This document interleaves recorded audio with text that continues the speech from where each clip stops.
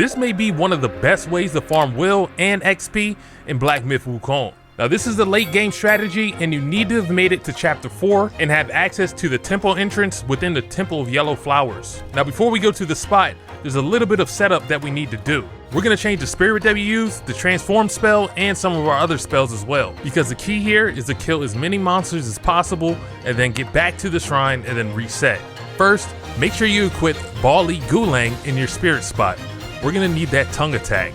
Next, we're going to switch around the sparks a little bit because we want to have a little fun and because we want to go fast. Speed is key. For the sparks that you have on your ability side, you can set that up however you want. Just make sure that you have enough for what we do on the spell side. And you probably guessed it, we want to max out a pluck of many. Go ahead and spend all your sparks in this area. The next skill that we're going to use is Cloud Step, but you're not going to need to put any points in this skill. Now we're not done.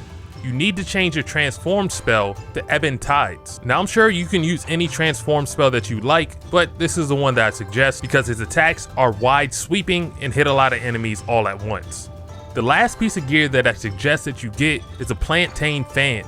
I'll show you why we need this later. Now once you have your perfect setup, head up the stairs, through the gate, through the first courtyard, and then head through another gate into a second courtyard.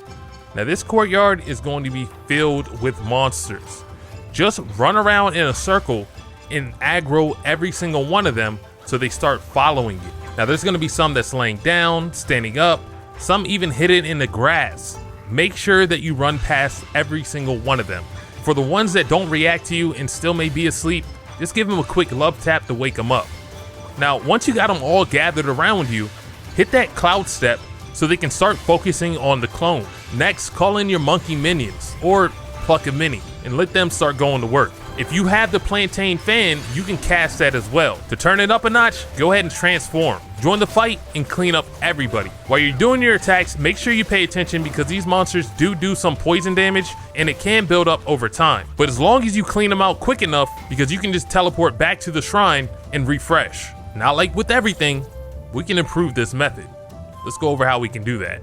Once you make your way to the second courtyard, gather everybody up just like before. But this time, we're gonna gather everybody and then go to a specific corner in the back left of the courtyard. It's gonna be near a rock formation. Now this can probably be done in any corner, but this one has the most lighting, so we're gonna be using this one this time around. Once you have everybody gathered and you make your way to the corner, give it a second and then cast Cloud Step. You want to get everybody gathered nice and neatly in that corner. That's why you want to cast Cloud Step. It'll leave a clone in that spot and all the monsters will focus on the clone. Now you need to use your plantain fan to shoot tornadoes over there to make sure that they stay in that corner. And here's where the fun starts. Call out your monkey minions so they can start going to work. Then you need to get a little bit closer and call out Bali Gulang to do his tongue attack. I told you we would need that tongue attack later. It's really good because it does a sweeping attack and it pretty much hits all the monsters at once. Then to top it off, go ahead and transform into whatever transformation that you selected. Finish everybody off, find any stragglers that you left walking around, and then teleport back to the shrine, and then do it all again, and just keep on leveling up. Now, these monsters give you about 263 experience per kill. Let me know down in the comments some of the spots that you've been using so you can level up and so you can get some will. I hope you enjoyed this one and learned something new. I'll catch you in the next one.